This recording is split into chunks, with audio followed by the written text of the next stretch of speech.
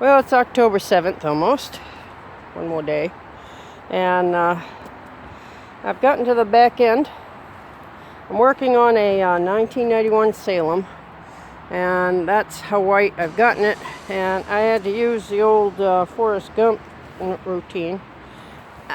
Toothbrush. That's as clean as that's going to get. Now, I watched a lot of people get hit by hail.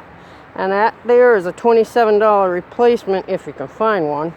That probably cost $100 and something, and it's already got some cracks in it and a little dent. So what I'm going to do, I sent my son off.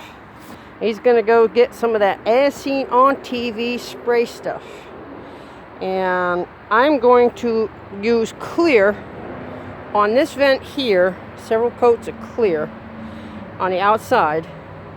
Because I think the extra rubber, see, that's just plain, and this is brittle. This is old and brittle. It's old and brittle, just like me. Not so brittle, getting old. All right, not so old I can't climb up on my camper and get business done because nobody else is going to do it if I don't.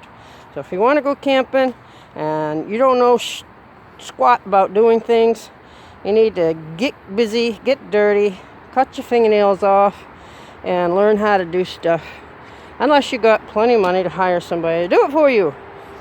In which case, that gets pricey.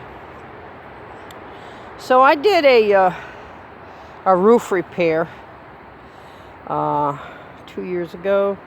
Yeah.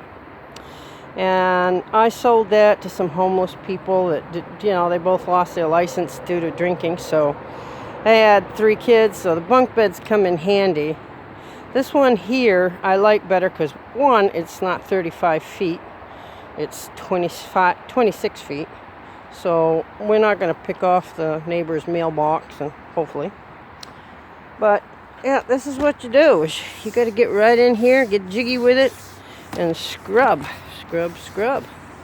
And I'm going to use a toothbrush on all this Dicor because the Dicor, I wish I had some Dicor, but I haven't been able to figure out where to buy it yet.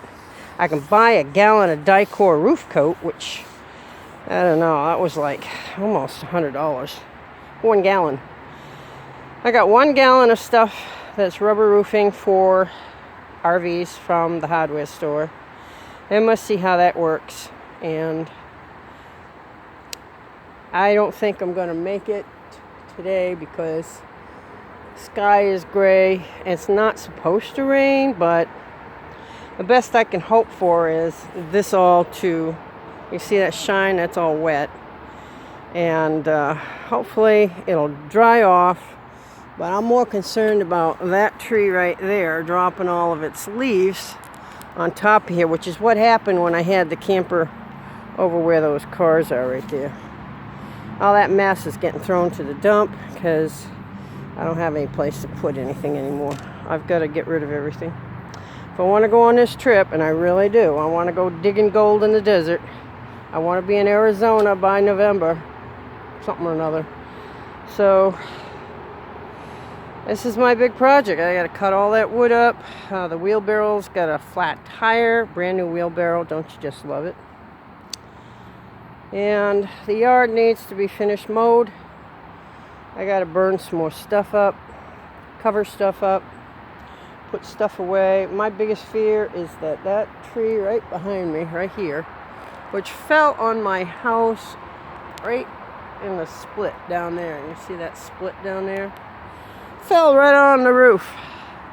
Didn't do any damage. Maybe all that moss gave me a buffer, but it wanted to come right in the front door. So, yep, I get going. Time's wasting. It's already 2 o'clock and I started this at 10, so, and that includes going to the hardware store for some stuff.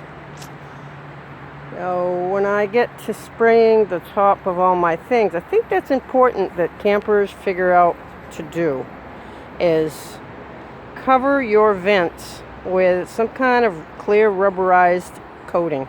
Then if it hails, the hail will bounce off more than it will go through.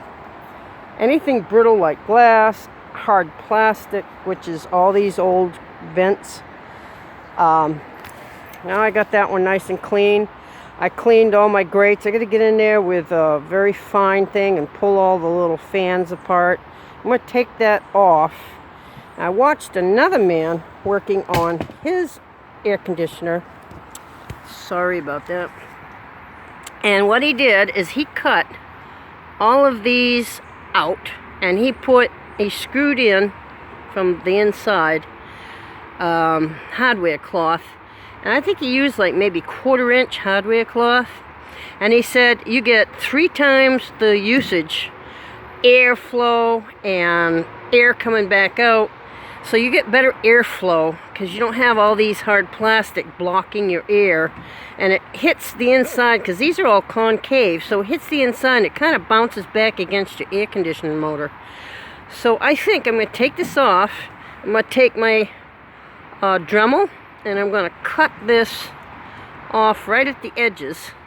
And I'm going to go get me some of that I think I got some 1/4-inch hardware cloth, and I'm going to open these sides up and see if I can't make this old baby crank out some extra cold, because in the desert, in the winter even, it can get warm. So, alright then, I'll talk to you a little bit later.